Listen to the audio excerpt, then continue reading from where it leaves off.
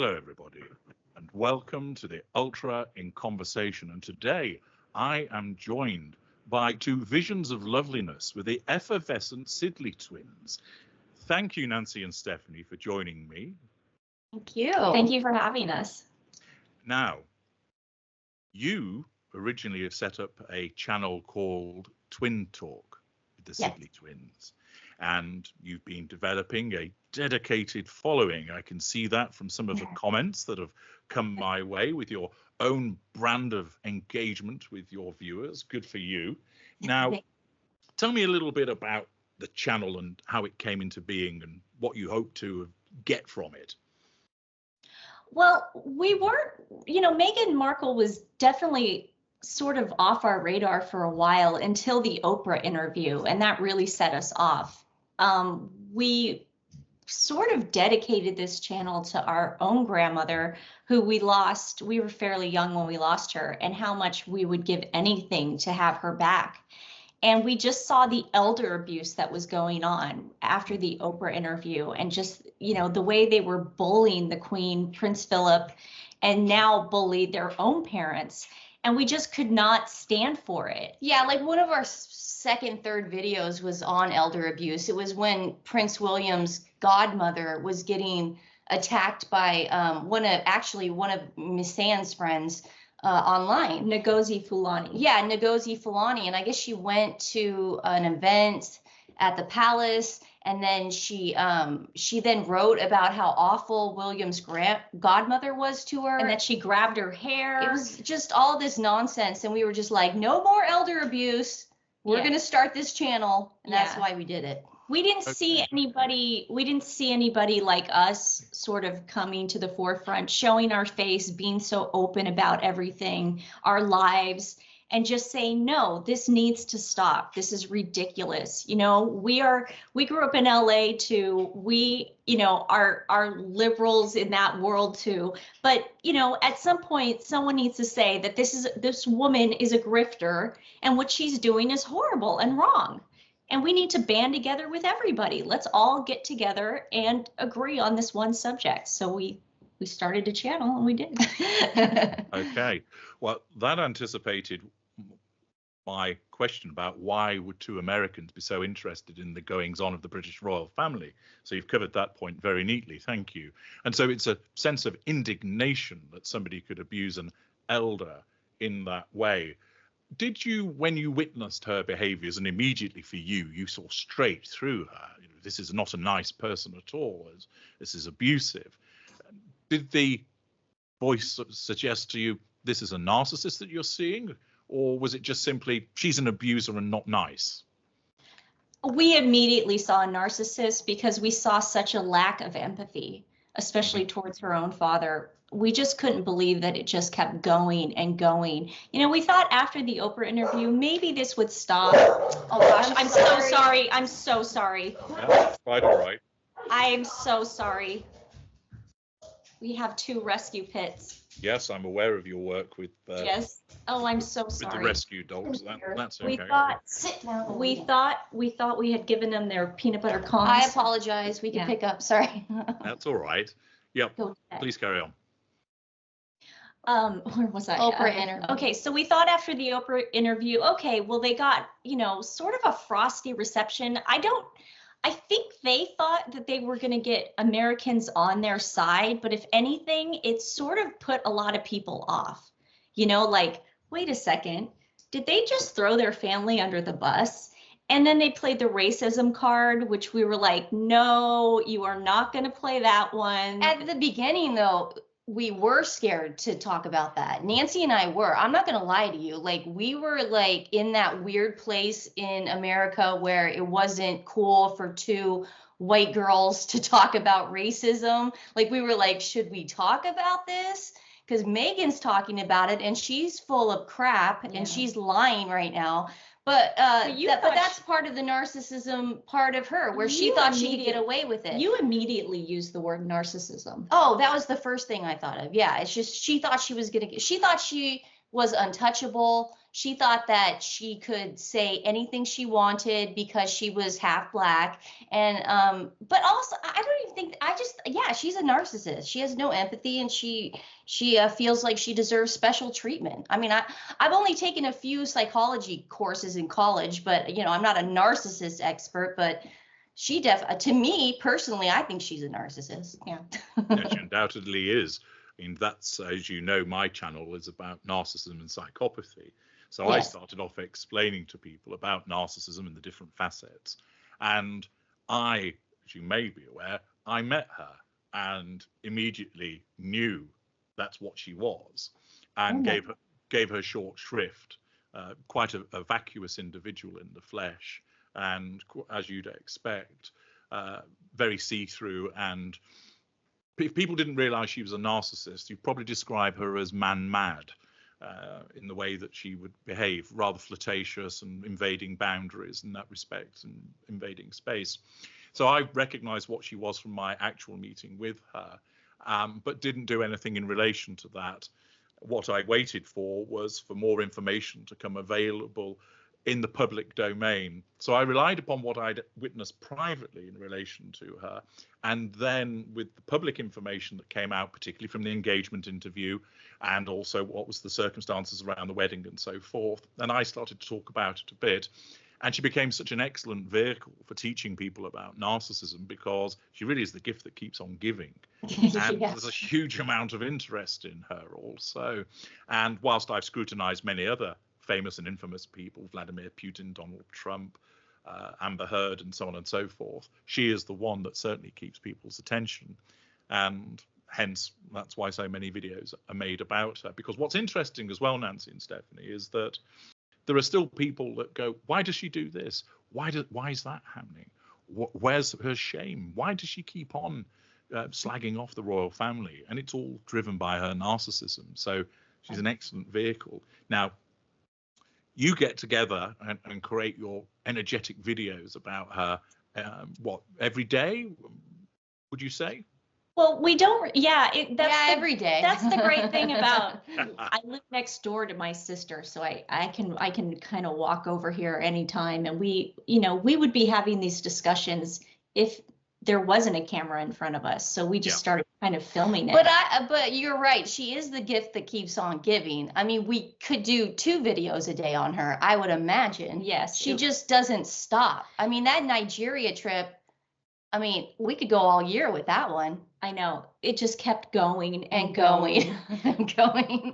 But even this latest thing with the raspberry jam, Princess Catherine, it's trooping the color. What was she thinking with that nacho thing? I mean, if nobody knows, I'm sure you guys know. You did a wonderful video yesterday on it. I mean, it just blows our mind, but does it blow our mind? No, because she's a narcissist. So I think people are starting to accept it more. Do I have a question do narcissists know that they're narcissists? Some do. You're talking to one now, but there are others that do not. Most narcissists are unaware. Narcissism is a self-defense mechanism. Mm-hmm. So what happens is all of her interactions with other people, or prospective interactions with other people, are seen through this distortion field of control, but she doesn't know it. So take, for example, now, let's say Nancy pops off and makes herself a coffee and doesn't make one for you, Stephanie. I doubt, even though that you're siblings and twins, I doubt that you'll suddenly launch yourself across the kitchen and start pulling her hair and punching her in the gut. You probably did that when you were 10 years old. Those days are gone. Yeah, there we are. But your reaction would probably be, hey, what about one for me? And you can talk to one another that way because you're close and familiar. But it doesn't affect your subconscious need for control. With this one's wife, when somebody doesn't do something for her, it basically signals to her that she doesn't matter, that she's unimportant, that she is, and that makes her feel weak and vulnerable. So her narcissism then steps in. Imagine it like an app that's in the background. It suddenly springs into life and basically tells her, you now need to do something to bring the attention onto you, because if people are reacting to you, that means you're important. So when Harry's shaking hands with somebody, that's not involving her. So she feels weak and left out. So her narcissism immediately says, go in for the hug. So she goes in and hugs that person while Harry's still shaking hands with them. So that person reacts to her. She's rude to Harry, but she doesn't give a rat's ass about Harry because her narcissism is designed to make her look good. And so that's what happens. So every single time you might say to yourself, what in the dickens has she gone and done now? You can tell yourself, it's her narcissism that's doing it because she needs to control people and get something that's called fuel. Fuel is the lifeblood of the narcissist. So somebody saying, I love you to a narcissist gives them fuel. Somebody saying, I hate you to a narcissist gives them fuel. So you can imagine what she's like when she sees the press pack all firing their cameras at her. It makes her feel powerful inside. And it's addictive to the narcissist. So that's why she craves it. And this is why many people talk about when she claps back, that she has to do it because if it's about Princess Catherine, it's not about her. She's wounded. Now, some narcissists are more evolved and they'll just brush it off. But she's so petty. And the way that her narcissism works, it's a bit basic, really. You know, people talk about her being basic. Her narcissism is. So what she does is she comes up with some cack-handed scheme, such as launching American Riviera Orchard retirement homes, as I call it, when William is trying to do his Diana Awards. Because it can't be about William, it has to be about her. And her narcissism doesn't let her see that the world is laughing at her. She knows that people don't like her, but what her narcissism says, they're haters, they're racists, they're prejudiced. So don't listen to you because everybody should love you because you're amazing and you're wonderful. So she's the gift that keeps on giving to me, that allows me to make multiple videos about her on a near daily basis, because there's people with such an appetite, and there's still lots of people who need to understand what she is. Now, part of that, of course, attracts this group, as we know, called the Sugars, Sussex Squad. Have you had much dealings with them?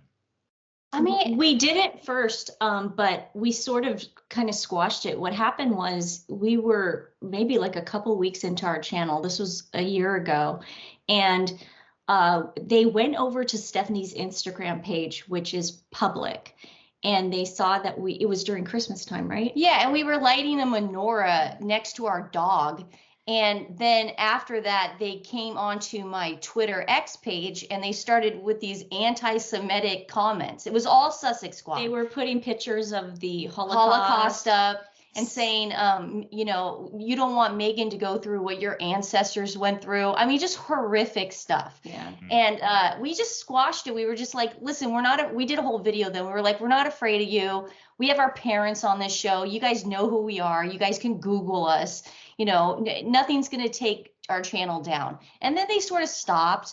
But then it sort of kind of came back up with the Misan thing. He attacked our dad. Yeah. Like, let's talk about that a moment. So sure. Some people might not be familiar with the background to it. So fill us in with a synopsis of I know what happened, but for people who aren't familiar, take your time and explain to them what went on vis-a-vis Misan Harriman.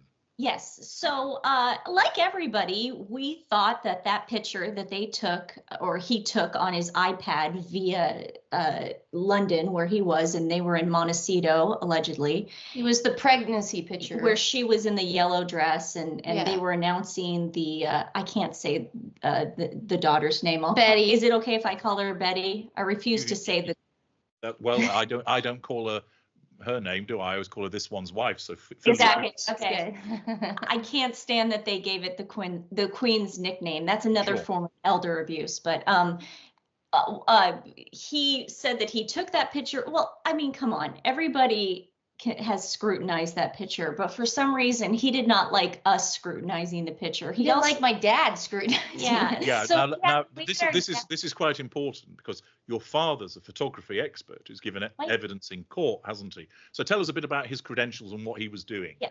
Yeah, my dad owns a photo finishing company, and he's been in the business for 50 years. And he's a photographer. He's a digital expert. He's been he's been a witness in trials. He was on the board of the Photo Marketing Association, which is an international prestigious association. So he has credentials.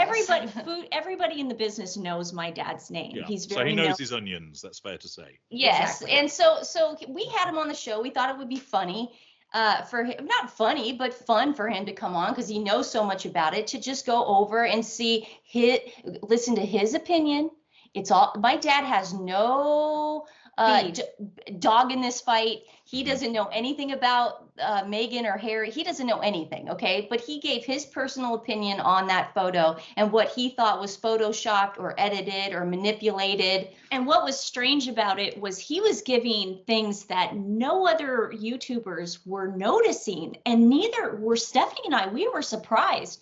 So for some reason that rubbed Misan the wrong way. Yeah. So either my dad was correct on what he was saying, or something struck a nerve with him. So Misan writes on Twitter the next day that he was gonna ruin my dad's career, 50 years. Yeah, he was gonna take him down basically by showing the raw file. And then we were like, sure, show it. Send it to this address. And we gave him my dad's business email. Yes. He never sent it. No. He then sent it through some third-party compression network or whatever, and it looked staged because he had taken 6 hours to send it. It took 6 hours. So it looked very manipulated, whatever he sent. And so we were like, well, no, listen, if I wanted to prove I was right about something, I would just send it. It wouldn't take me 6 hours to prove it. And he never sent it to my dad. Yeah. He just put it up. So it's bizarre. Then he threatened our YouTube page, which we knew he couldn't do anything because First Amendment, you know. Oh, yeah, he was going to like get us taken down. His lawyers were going to get involved. Yeah, like that's scary. He said, my team is talking to the top honchos at YouTube, which it's like, you know what?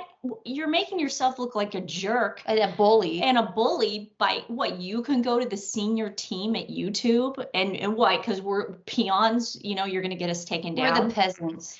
And then it also demonstrates, as ever, always understand that when you're over the target, that's when you get the most flack. So you clearly had shown him up. Yes. And we didn't back down, and nothing came out of it. We never he said, you know, his lawyers were going to send us a defamation letter. That never happened. Months have gone by. Nothing happened with YouTube. Thank you, YouTube.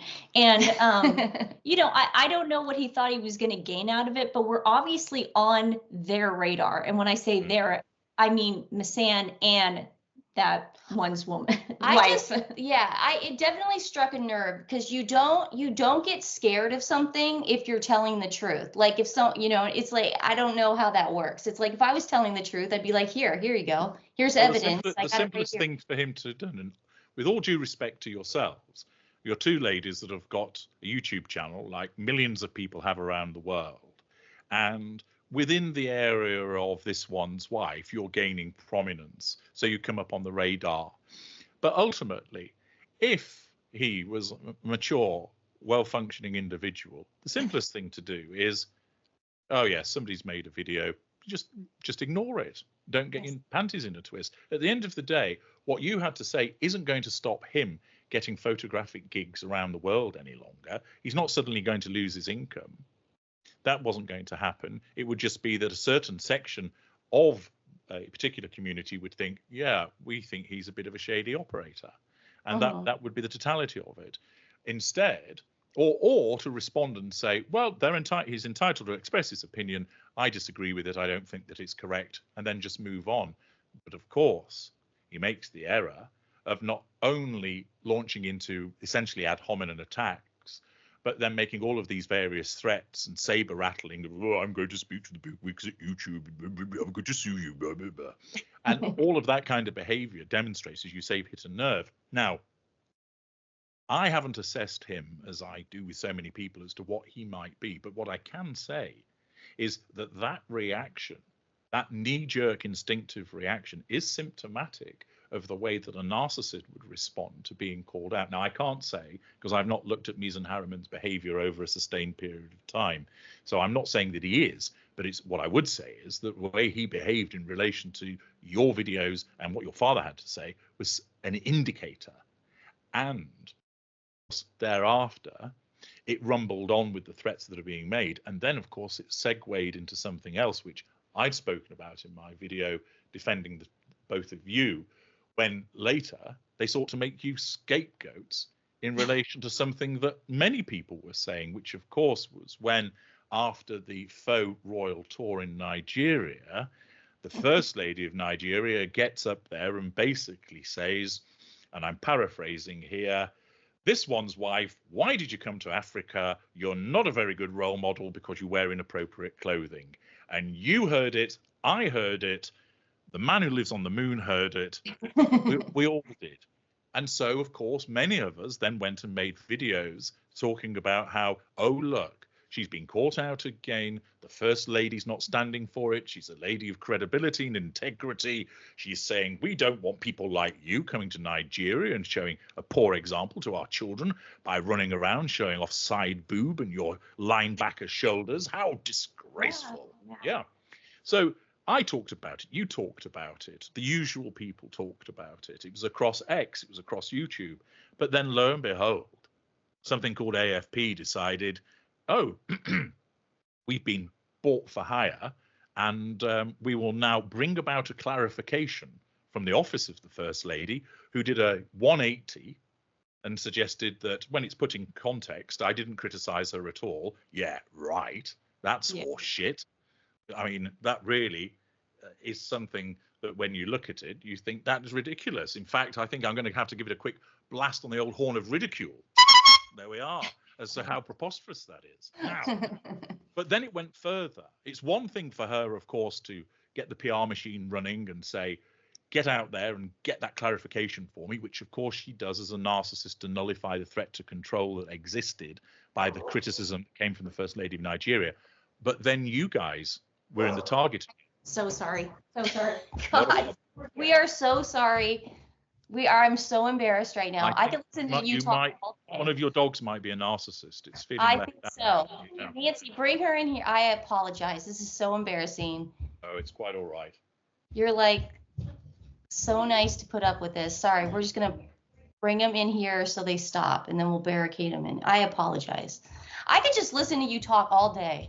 Well, you're very welcome to do so. I've got thousands of videos. So yeah, I know. I've watched a lot of them. Yeah, or you could just call me up on Skype and I'll read out the telephone directory to you if you like. You need to have one of those apps that, like those calming apps, because your voice is just perfect. Okay. Well, I do have another channel called the Treasure Trove where I read literature and poetry. That is so hot. Okay. Like by a fireplace with a glass of wine. Hello. Exactly. I know what I'm doing tonight. Tell Luna. Luna, go to bed. Both of you are staying in here now. Sorry. We're here. So the canines are under control? Yes. Sorry. Okay. They're in the kitchen now with us. Jolly good. Now, so we got to the point of the clarification had been sought. And as I was explaining, that was to do with the nullification of threat to control. But then you were singled out. And you were named in that article, which then was picked up by mainstream media, basically saying to the world, there are these two women called the Sidley Twins. They're a pair of witches that have concocted this awful tale. Honestly, let's march on their house with torches and pitchforks. Burn the witches. So you probably woke up to this. Talk me through how you came to find out about it and how you felt about it. Well, the girl from AFP was kind enough to tag me on the article. And that way I was able to say, oh, well, I guess they're coming after me. I probably would have not even found out about it had I not been tagged on Twitter. So I saw, and they singled me out because I had been the one who had put it on Twitter X. Yes. And then it just turned into this. They have a YouTube page and they go after her and her sister go after Meghan Markle. And this is misinformation. It's a hate page. It's a hate page. It's not a hate page. It's a fact page. And that's what freaked them out. But what was really scary about the entire thing was they were saying that misinformation is someone giving their opinion. I was literally giving my opinion. That's what I thought she was saying. And to this day, I still think the First Lady was sort of saying that, because she was, I say 100% saying that. Yeah. I'm never going to waver on that. But I mean, no one's going to intimidate me for that. But it's a Muslim country, half Muslim, half Christian. And I think personally how Meghan dressed was very inappropriate. Yeah. And why would you have to fact check Nancy's opinions? Yeah, that's what was so strange. It's like there's so much going on in the world right now. You gotta fact check Nancy? Yeah. Like, it's bizarre. So it just kind of sort of took up after that. And you were kind enough to be the first one to make a wonderful video. Yeah, thank you for doing that. Yeah. But just a lot of people came to our defense because so many people thought the exact same thing. It's not like Nancy and I were talking, rainbows and unicorns. We were talking about what we heard and the facts, and they could fact check that. Yeah, but so there were several things that were fundamentally flawed with it. One of the big things that I regularly speak to my clients when I'm helping them deal with all aspects of narcissism is about going to the evidence and using evidence, because it's hugely important when you're dealing with narcissists. And in your instance, the first point of evidence is, we know what the First Lady said, and an ordinary listening of what she said was essentially, this one's wife wore inappropriate clothing. Why did she come here? She's not a particularly good role model. And if you played that speech and said to somebody, do you think she's criticizing this one's wife? 99.9% of people would say, yes, she is. So that absolutely on its plain interpretation is it was a criticism. Then the suggestion that you were the only people that somehow decided that you were going to criticize her, whereas there were lots of channels. So it was fundamentally flawed in picking on you. And thirdly, it was fundamentally flawed because the volte-face by the First Lady of Nigeria was so preposterous as against what she'd actually said. It's interesting that she didn't turn around and just say, I stand by what I said, go away. So I'd be interested to learn how she was lent upon in order for that to be the case. But that's in the past now.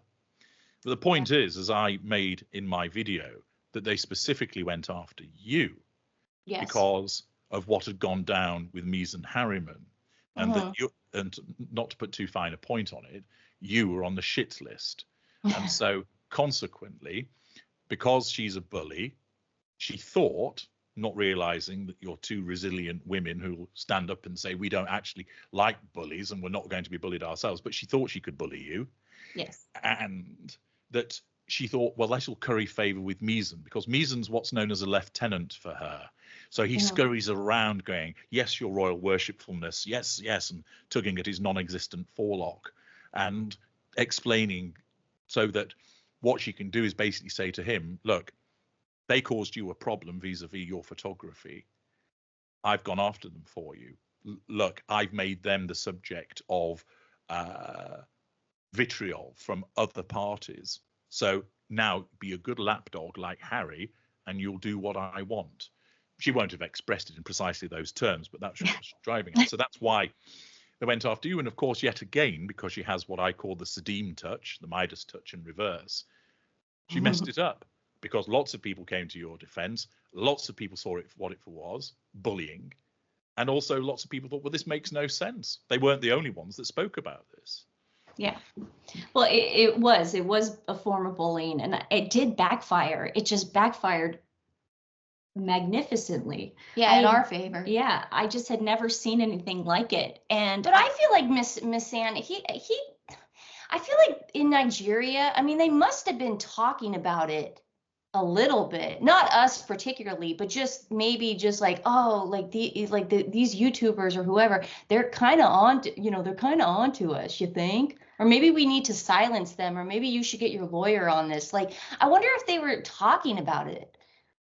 I don't know, maybe. I mean, there was a time where I went to you and I said, I'm getting a little creeped out by this. Maybe we shouldn't do any more videos on Misan. But then I said no. But then we found out the whole Boris Becker thing. And then I was like, oh no, this guy needs to be exposed. But tell me about that. I'm not familiar with that. Oh, I can't believe this. This is so interesting. We did a whole video on the origin story of Misan. It's really hard to find any information about him from 2014 back.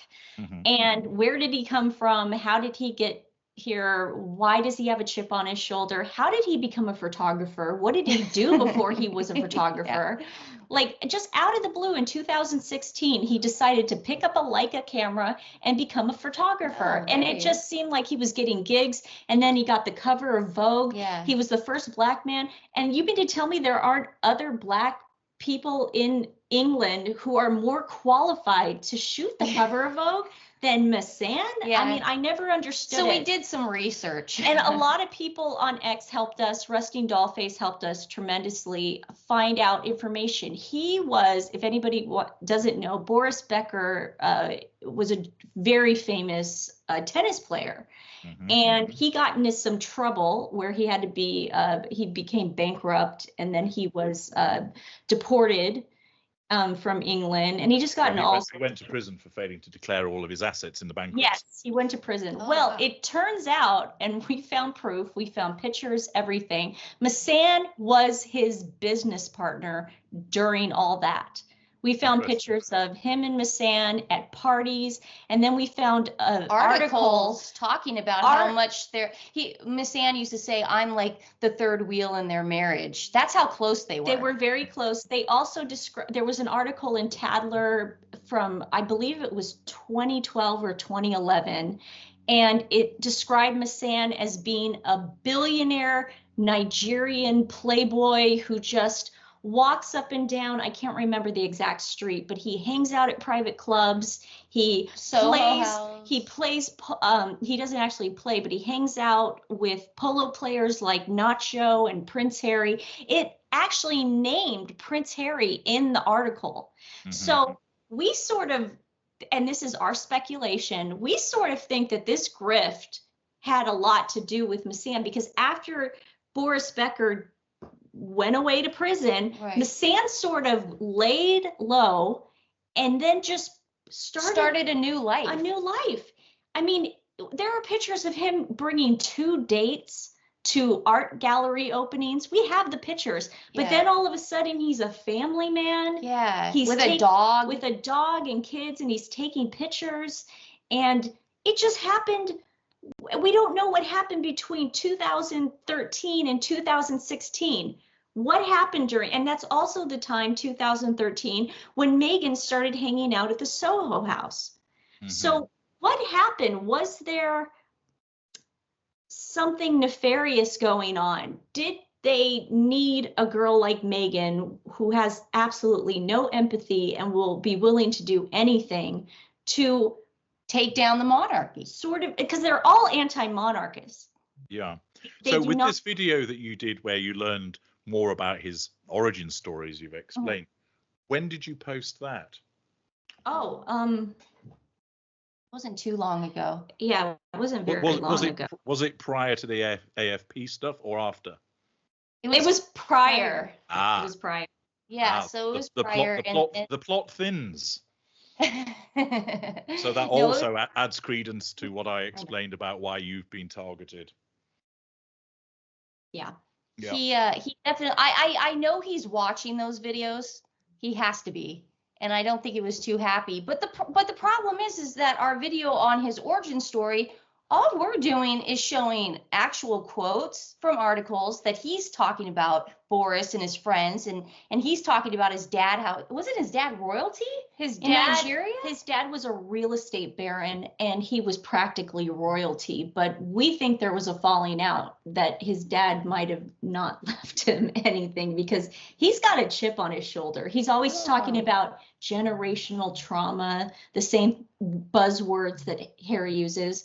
So you can tell that there's some sort of grift with his mental health, because he's done a complete 180 on his Instagram. I mean, he went from this like rich playboy dude with two twins on his arm, basically going to the Soho House, to now he's like taking Christmas pictures of his family in the snow with a puppy.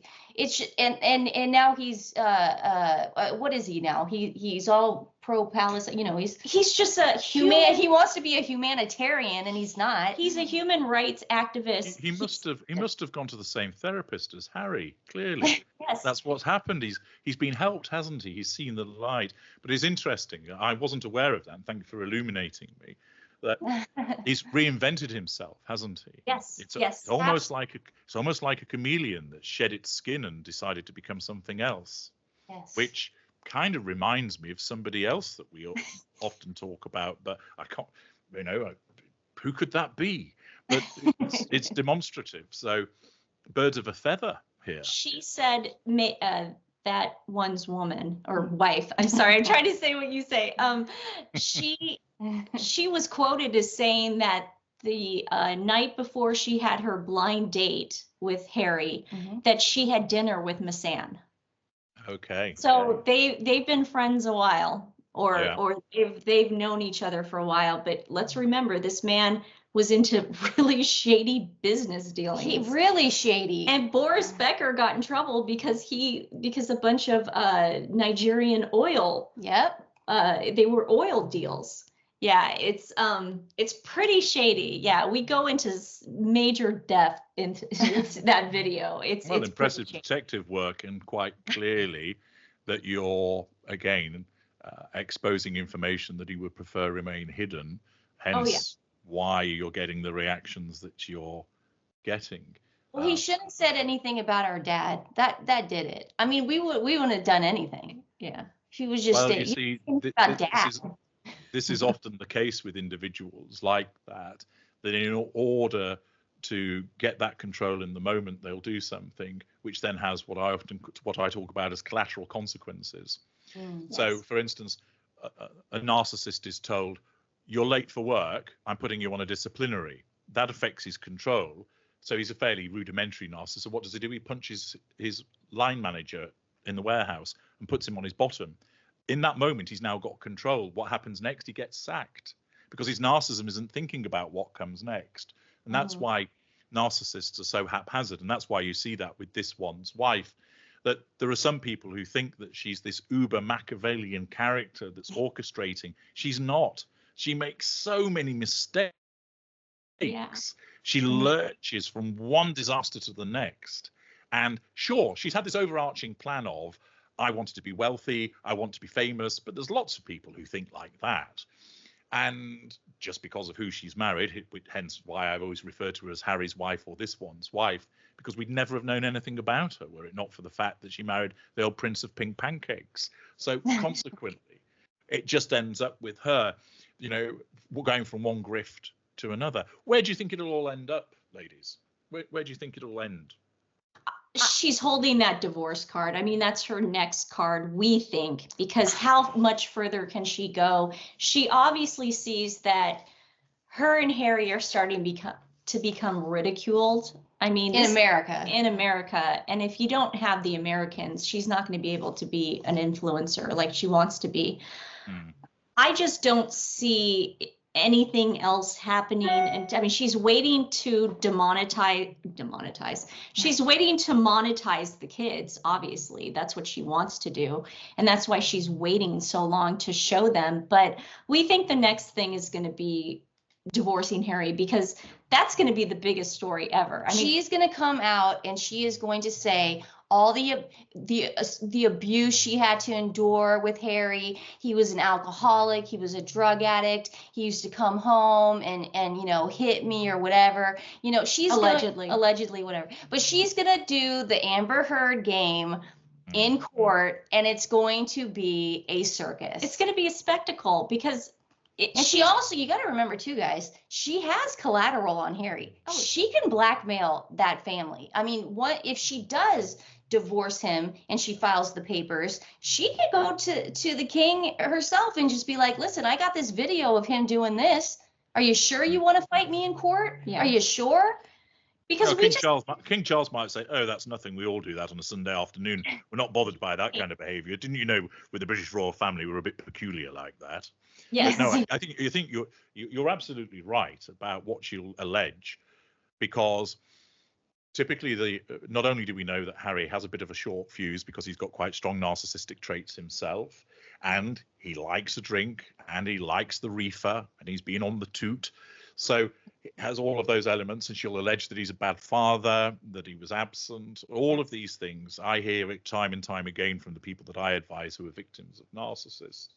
And a lot of it will be invented as well. And of course, she's got another lieutenant that's been lurking all of this time, Doria, Yes. who have been taking photographs and will say, oh, I saw Harry smash some plates. Yeah. He got in a mood because his green crayon snapped and started hurling things around the kitchen, etc.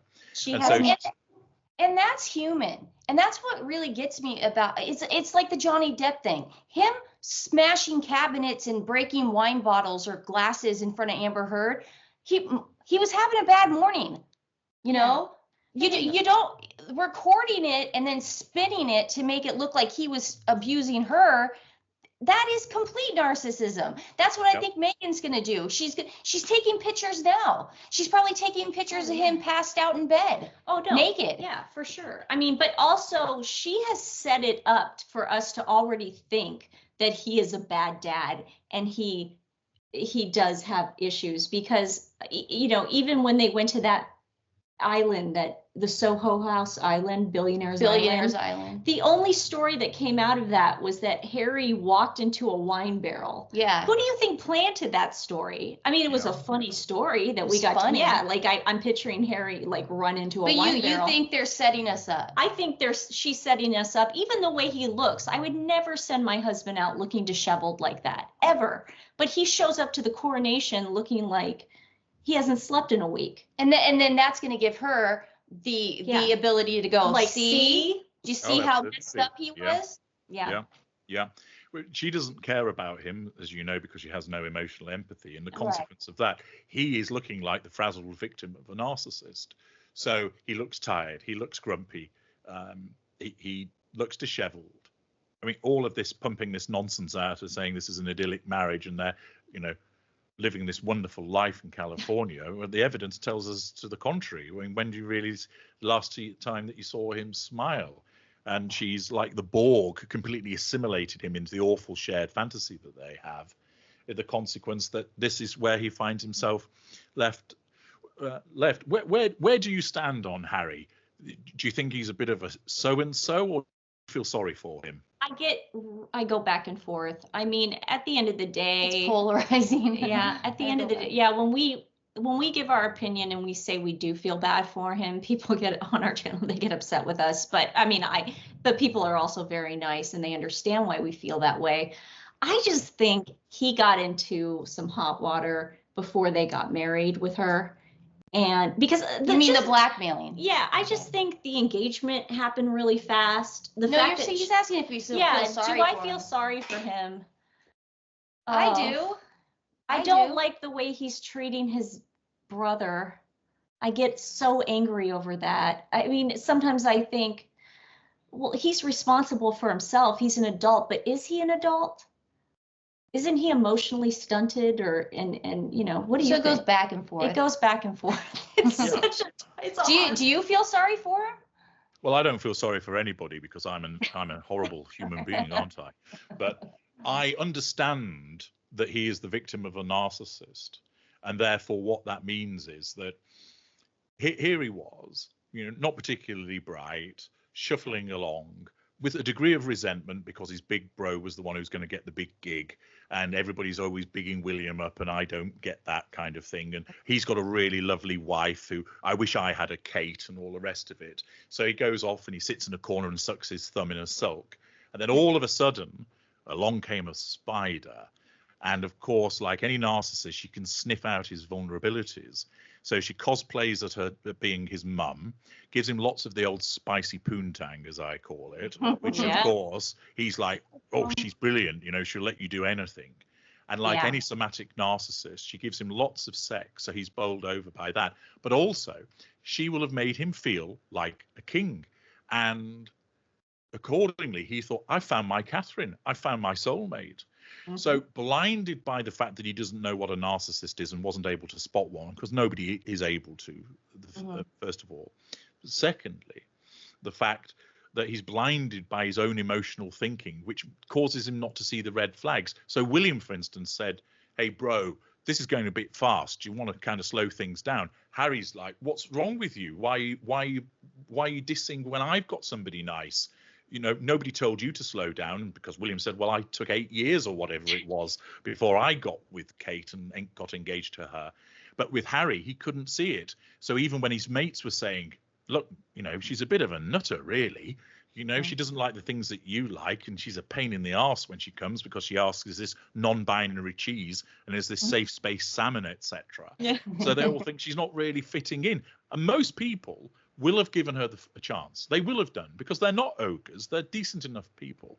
But she comes in with her all airs and graces, and all she cares about is keeping Harry under control. She doesn't give a fig about anybody else. And so he thinks he's got the bee's knees, and clearly I still believe that she played the old, oh, Harry, I'm pregnant card with him, so that he went running off to QE2 and said, Gran, I've got her up the duff. So, you know, so she said, well, I suppose I better give you my permission, which is what she was rumored to state. And that would be entirely commensurate with the behavior of a narcissist. Narcissists regularly use getting pregnant or getting someone pregnant as a means to control them. It is so common, and sometimes it's done even when it's not true. Well, I think she used the racism with Harry too. Yeah. I personally, I mean, because I understand how it would be crazy to think she was, you know, but wouldn't that be easy to prove? Like if a girl came and said, I'm pregnant, couldn't the royal family just be like, okay, well, until we give our blessing, you need to prove you're pregnant? For us, I don't think that's what they did. I think what Meghan did was, you know, so she could go to that Jamaica wedding with his friend Inskip. I think what she did was, in America at that time, nobody wanted to be called racist. Nobody. It was a very polarizing time. It was trendy. It was trendy. It was trendy to be anti-racist. Yeah. If that makes any sense. Of course, it's always trendy, but it's trendy to be anti-racist. Ibram Kendi and Robin DiAngelo were running around grifting their little heads off. It was a time to be alive. And we think Meghan might have went to him and said, if you break up with me, I'm going to tell everyone you're racist. Or I'm going to tell everyone that your dad is racist and your grandma's racist. She maybe something on that term, but she definitely love bombed him at the same time. But I think she was playing the race thing to Harry. But who knows if that would even, she's just, man, you're right. She is like a spider. Got him in her web. Yeah, he didn't stand a chance, because he was ripe for the ensnarement, envious of his brother's relationship, resentful of the position he found himself in the royal family, with his own vulnerabilities because he lost his mum at a young age, somewhat aimless in life. Where do I go? Yeah, I went in the army, but he was known as Bunker Harry. He hasn't. You wouldn't see him running a company. He's not going to. For him, in fairness to him, he would never need to do any of those things, because he could just discharge his role as a member of the working member of the royal family. And he was much loved by many people, so he could just have carried on doing that. And of course, when you take him out of that protective environment and say to him, right, you're going to have to earn some corn now, he's not going to be able to say, well, actually, here's my MBA from Harvard, and I'll now walk in as the CEO of Wanky Trousers Incorporated or such like. He hasn't got that. Or I'm best-selling author. You know, the crayons aren't going to work that quickly. He doesn't want to work, too. He doesn't want to work. No, he's never understood the need to work. It's turn up, smile, shake hands, and hello, where have you come from? And to be fair to him, that's all he's ever known. And that's all he would ever do. But now, because he's been drawn away by her, there's a sudden necessity, and that'll be part of going back to the divorce point, ladies, is she'll turn around and say, I was the one earning all of the money. And of course, all we know is that she's doing it off the back of his title. The fact that well, listen. King Charles gave Harry Invictus to give him something to do. He's a spoiled rich kid, and he needed something to do, so they handed it to him. Meghan Markle put her face on it, I think, for that reason, where it's like, see, I had to show up at all these events. I had to get him up in the morning because he was so hungover. Look what I had to do. But it's got Invictus all over it, man. It's yeah, she will. She'll say, I had to put his diaper on him. I had to birth him. All of that kind of stuff. Get the food out of his hair. All of that type of behavior. I could have been with my kids, but I had to fly to Germany, or I could have been with my kids, but I had to fly and do this. I had to fly to, she's going to say that. No, you make a good point there, Nancy. She'll turn around and say, I wanted to be with my children, but he made me go to these events. And of course, we all know it's the other way around. Of course. And she'll go, the public was just scrutinizing me the whole time that I was marching with culottes and open-toed sandals, but I had to because he made me. He didn't tell me that I was going to march that day or something like that. She'll say he didn't warn me. I mean, this is a woman who in a Netflix special said that she got on a plane when she was leaving England for the last time, and a steward came up to her, knelt down beside her, and thanked her for her sacrifice to their country. Yeah. Okay? Yeah. This is a woman who actually said that with a straight face. So, yes, you might not know this, but she also privately reported that the fact that HG Tudor came out of his castle with a banner saying, "Please don't leave me, Megsy, I love you," and told the world that, and clearly, as you all know, that absolutely happened. Well, that's the kind of deluded bunkum that she comes out with, because it's akin to the Lion King actor performer saying, "Oh yes, in South Africa we all rejoiced when you got married in the way that we did when Nelson Mandela left prison." And the thing is, she believes it when she says it, because her narcissism makes her believe it. Her lies are her truth. So when she often talks about my truth, that's what she's actually telling you. Yes. That she doesn't realize she's doing it because she's unaware of it. But she engages in these porky pies. The whole, my mum used to take me for naked noodles at the Korean spa. And that's just come from a cartoon, hasn't it? And I believe the 43% Nigerian was lifted from something else.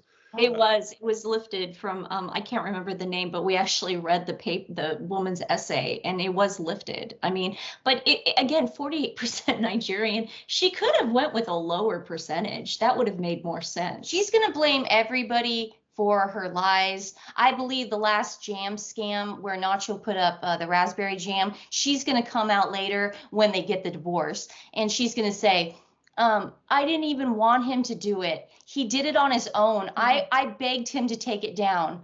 I did not want him to do it that day. Harry called him and told him to do it, and it's just going to be all these lies. Well, she'd already kind of started doing that, because there was an article in the Daily Beast where sources close to her have said that she wasn't looking to upstage Catherine trooping the colour, and she didn't want it to happen. So she'd already started doing that, because once again, she's seen the blowback that has come from people going, "Oh, you only did that to upstage trooping the colour. You only did that to try and steal Catherine's thunder. So you come out with your shitty jam and your nonsense dog biscuits." That makes sense. Daily Beast is one of the papers that she leaks things to, so that makes sense. Yeah. Ooh, that's interesting. Now, talking about dog biscuits, just to change tack for a moment, I understand that you're both big dog lovers.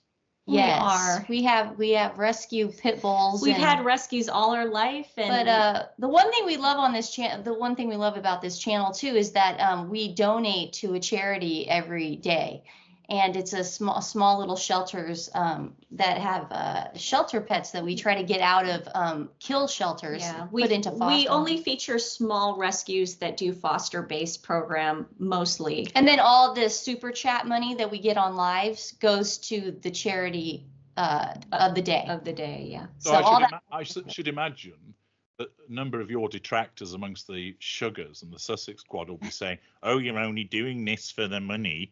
And of They course, say that all the time. Well, yeah. we That's why I think we put ourselves out there, because anybody who knows us in Portland is like that. You know, we're the only twins in Portland. They know. They know we're not my. the only they- yeah, no, I've seen the graffiti on the bathroom stall. Exactly. So, yeah. Their dad, our dad is known for having a small business, and we haven't changed our lifestyle in any way. They do call us grifters, which they can say whatever they want. It really doesn't bother us, because at the end of the day, we know who we are. Our mom, Yeah. Shirley Sidley, is our bookkeeper, and Yeah. she's the one who sends that money off to the shelters. Yeah. So that definitely is happening. But we're not in this for the money. We want to give back to dog charities. That's our thing. Yeah.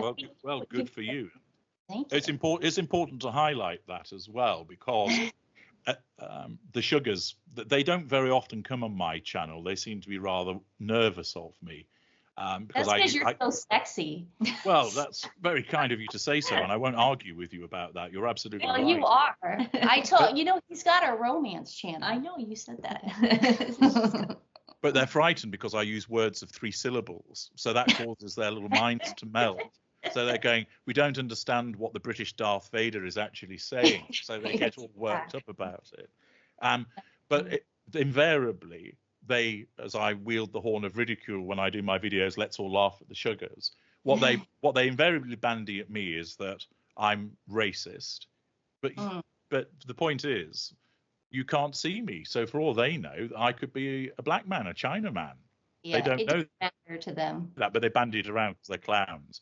That I'm obsessed with this one's They're wife. pugilistic. Yeah, they just want to fight. They're Oh, pugilistic. they do, because all they can do is trot out the same mantra, because they don't actually think about what you're telling them, because they're not capable of critical thinking. So the best thing what I do is invariably I just laugh at them, and then I create the videos mocking them, which people enjoy, and then they'll say something like, "Oh, I hope this one's wife sues you," and I go, "So do I," because then when we can get it all out in discovery and witness statements, and then the world will know, won't it? So bring it on.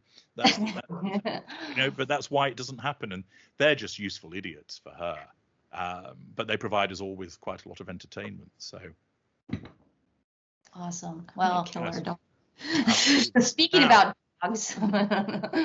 Now, before we close, after this invigorating conversation, I want to play a quick game of this or that with you. Okay? So I'm going to give you 2 choices. And if in each instance Stephanie goes first, then Nancy.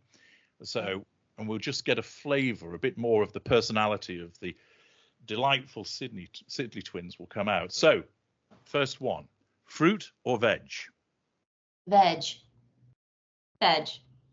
Summer or winter? Winter. Winter. Text or call? Call. Call. Laptop or tablet? Laptop. Laptop. Driver or passenger? Driver. Passenger. Whoa, okay. Pizza or pasta? Pizza. Pizza. Soft or hard? Soft. Hard. Okay. House or apartment? Sorry. Sorry. Nancy, your dog is going to get taken back to the shelter. We're bringing that dog back to the shelter. We will pick this back up. I'm so embarrassed. No, it's The fine. dog's going back today. Get over there. Okay. Sit in your bed. Sorry. I kill her. That's all right. Okay. got it. House or apartment? Apartment. Apartment. I miss apartment. Okay. Unicorn or dragon? Dragon. Dragon. Hamburger or hot dog? Hot dog. Hamburger. James Bond or Jason Bourne? James Bond. James Bond. That's hard. Harry Potter or Lord of the Rings? Harry Potter. Harry Potter. Joffrey or Cersei? Cersei. Cersei. Right, okay. Roses or lilies? Lilies. Lilies. Christian Bale or Hugh Jackman? Hugh Jackman. Christian Bale. Well, that was said with feeling, Nancy. Yeah. Oh, I love him. Margot Robbie or Emily Blunt? Margot. Margot. Meryl Streep or Jodie Foster? Jodie Foster. Jodie Foster. Titanic or Ghost? Titanic. Titanic. Top Gun or Fast and Furious? Top Gun. Top Gun. Green or blue? Green. Green. Yellow or orange? Yellow. Yellow. Tall or short? Tall. Short. Spring or fall? Fall. Fall. Wizard or warrior? Wizard. Warrior. Mountain or beach? Beach. Beach. Wasps or bees? Bees. Bees. Sparkling or still? Sparkling. Still. Frasier or Seinfeld? Seinfeld. Seinfeld. Homer or Bart? Bart. Homer. Dogs or cats? Dogs. Cats. Wait. Because I didn't want to leave them out. Okay. So empathic. Schnauzer or poodle? Schnauzer. Poodle. Okay. Saturday or Sunday? Saturday. Sunday. Book or film adaptation? Film. Film. Sorry. Okay. William, Prince William, or Loose Cannon Louis? Prince William. Prince William. Okay. Sophie, Duchess of Edinburgh, or Princess Anne? Princess Anne. Princess Anne. Harry or This One's Wife? Harry. Harry. This One's Wife or Prince Andrew? Prince Andrew. Prince Andrew. A day spent with This One's Wife or no more videos about her ever? A day. A day. Nancy or Stephanie? Stephanie. No. Nancy. Very good. Well, that gave us a flavour for more of you. Well, ladies, thank you very much for spending this time with me. It's been very informative. Thank you. I very much enjoyed speaking with you. I'm sure we'll do it again on another occasion. Yes. So keep up the good work, and thank you for being my guests. Thank you. Thank you. I'm going to listen to your other channel tonight with a glass of wine by the fire. You do that. Your life will be enriched. I can't wait.